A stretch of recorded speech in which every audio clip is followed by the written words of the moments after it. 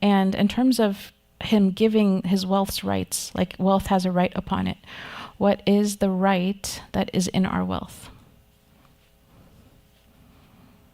فَأَمَّا مَنْ أَعْطَى وَاتَّقَى.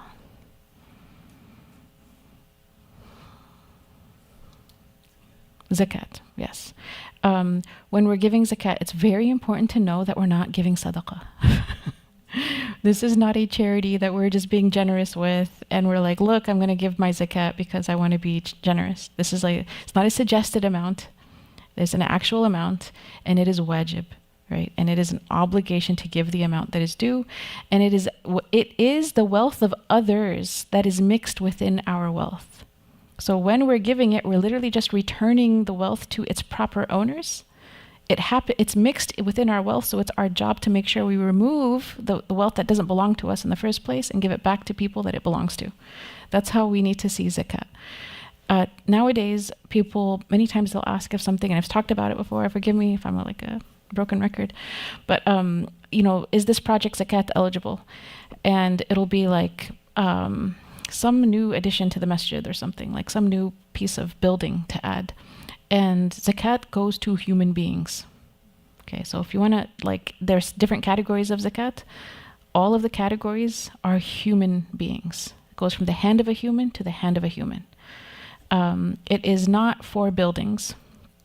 And even when zakat is used in Islamic schools, the way that it's being received, it's for the children, for example, that are going to that school. It is not going to the building of the school. And so it has to be spent on people.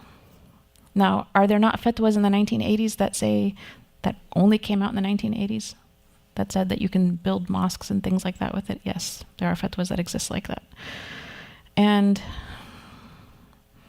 kullu mujtahidin musib. Every mujtahid is musib. In the sense that if their fatwa was sound and good, then they get 2 rewards, and if their fatwa is incorrect, they get 1 reward. The thing is, the general understanding of zakah is, while many other aspects of our deen, you choose the way of what's easiest and what's most flexible for the time and place and context. Certain aspects, the legal approach to it is, you're very strict with it. You're extremely strict with it, and it's the opposite. It's like, for example, an understanding from some of the madhahib when it comes to how to pray is al-aslu fil ibadat al-hurma. Is that if it's ritual worship, it's actually forbidden unless expressly prescribed. Right? And then another one is tawaqquf. One position is it's either al-hurma, so your starting point is forbidden, unless it's expressly prescribed. The other starting point is tawaqquf, which is we're stopping at what has been prescribed, but we're not going beyond it. Right? We're stopping at what the revelation has shown us. Now, al-aslu fil mu'amalat. We have some Islamic law people in here. For interpersonal relations is what? Is ibaha. Yeah. So al-aslu, like for people and dealings with people, the asl is actually everything is allowed except what has been expressly forbidden. Like how we deal with each other, it's all okay as long as it's staying away from whatever has been forbidden. So that's really flexible. That's like really flexible. So when it comes to like what is due between me and God, that's pretty strict, right? In terms of ritual worship. There's non-ritual worship, which is life. You want to do everything for the sake of Allah. That's flexible too.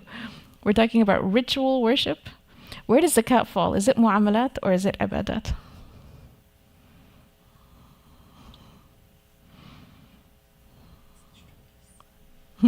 It's ibadat. Yep. So strictness is the way that you deal with it. It's not like, let me find a loophole here. It's the opposite of that. It's let me stay as close to the letter and the intent and the of what's been prescribed as possible. Wallahu alam. I could say a lot more, but we have Maghrib to pray soon, so inshallah we'll move on.